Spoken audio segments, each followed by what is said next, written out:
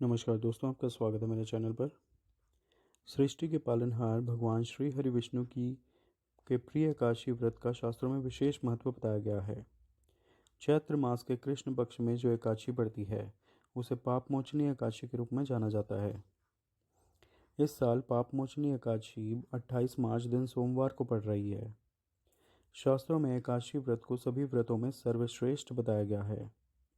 पुराणों में वर्णित है कि पापमोचनी एकादशी का व्रत रखना बेहद शुभ फलदायी माना गया है। पापमोचनी एकादशी व्रत के दिन भगवान श्री हरि विष्णु का विधि विधान से पूजन और व्रत किया जाता है। पापमोचनी एकादशी व्रत का महत्व। शास्त्रों में पापमोचनी एकादशी का विशेष व महत्व बताया गया है। मान्यता है कि पापमोचनी एकादशी व्रत को करने से ग्रहों के अशुभ प्रभाव को दूर किया जा सकता है। कहते हैं कि इस व्रत को करने से भक्त के सभी कष्ट दूर हो जाते हैं और सभी मनोकामनाएं पूर्ण हो जाती हैं। माना जाता है कि इस व्रत को करने से भक्तों को बड़े से बड़े यज्ञों के समान फल की प्राप्ति होती है।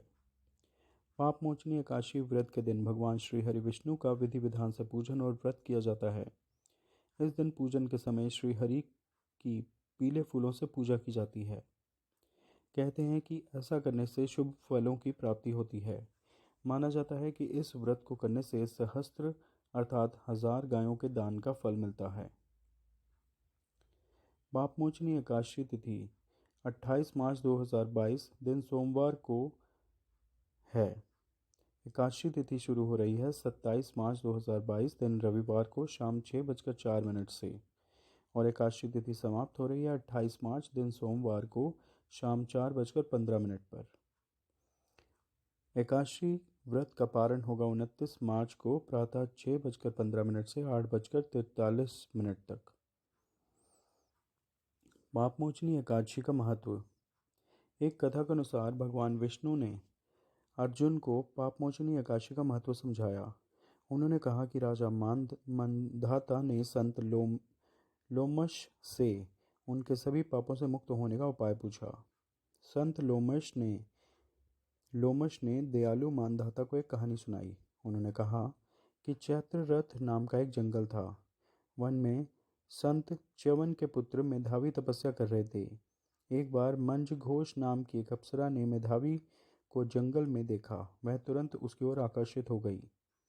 उसने संत को अपनी ओर आकर्षित करने की कोशिश की।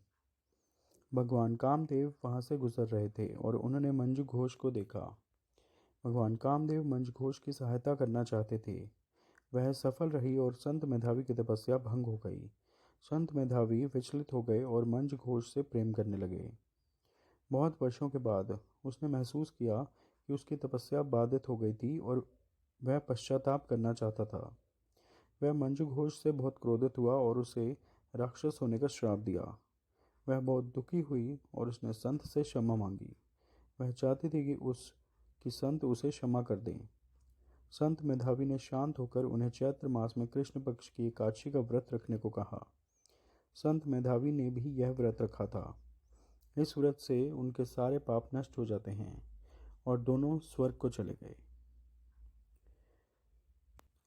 दोस्तों, ये आपको मेरी वीडियो अगर पसंद आए तो कृपया से लाइक व शेयर ज़रूर कीजिए। साथ ही में अगर आपने मेरा चैनल अभी तक सब्सक्राइब नहीं किया तो कृपया से सब्सक्राइब करें और बेल आइकन भी ज़रूर दबाएं ताकि जो भी नई नोटिफिकेशंस हो वो तुरंत आप तक पहुंच जाएं। धन्यवाद। जय श्री हरि विष्णु भगवान।